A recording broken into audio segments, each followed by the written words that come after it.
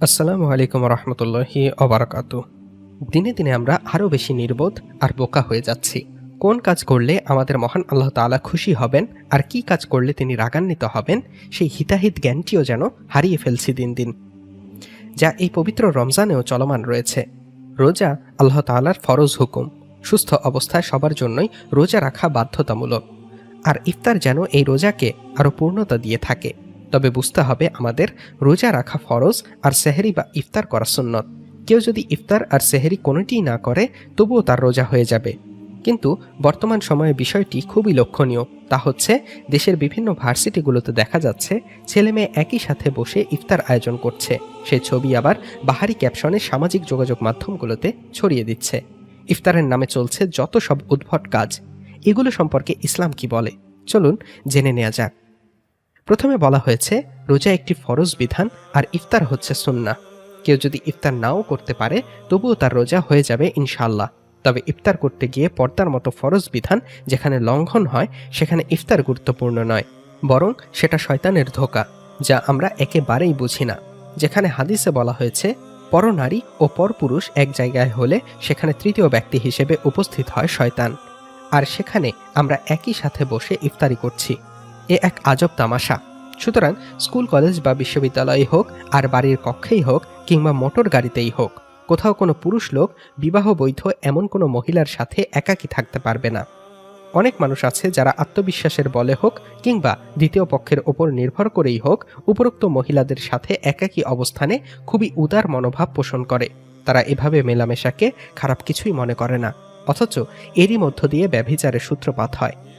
সমাজ দেহ কলুষিত হয় এবং সমাজে অবৈধ সন্তানের প্রাদুর্ভাব বেড়ে যায়।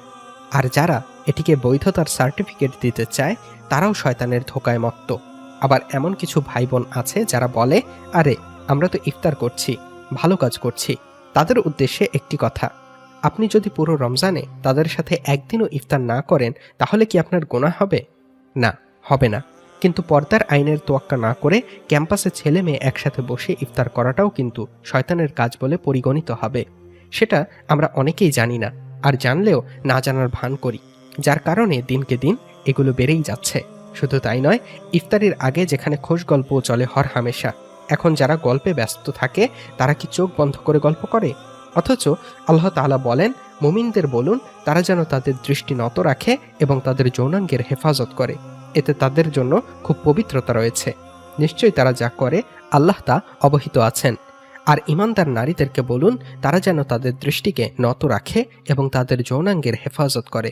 সূরা নূর আয়াত 30-31। যেখানে আল্লাহ তাআলা আমাদের দৃষ্টি অবনত করতে বলেছেন সেখানে কিভাবে ছেলে মেয়ে একসাথে বসে ইফতারি করা ভালো কাজ হয়?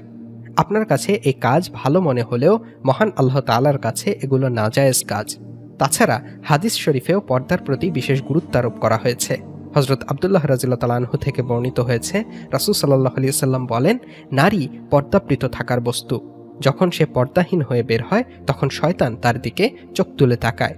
তিরমিজি 1173। আর যারা ভার্সিটির ক্যাম্পাসে বসে ছেলে মেয়ে একই সাথে বসে ইফতারি করে তাদের বেশিরভাগই থাকে বেপর্দা অবস্থায়, যা ইসলামের মৌলিক বিষয়ের বিরুদ্ধে চলে যায়। তাই ক্যাম্পাসে বসে ছেলে মেয়ে একই সাথে ইফতারির নামে কবিরা গুনাহ থেকে আমাদের মুক্ত থাকতে হবে, কারণ পর্দার আইন না মানা কবিরা গুনাহ। রমজানের একটি মাস রোজা রাখা ফরজ, আর পর্দা সারা বছরই ফরজ।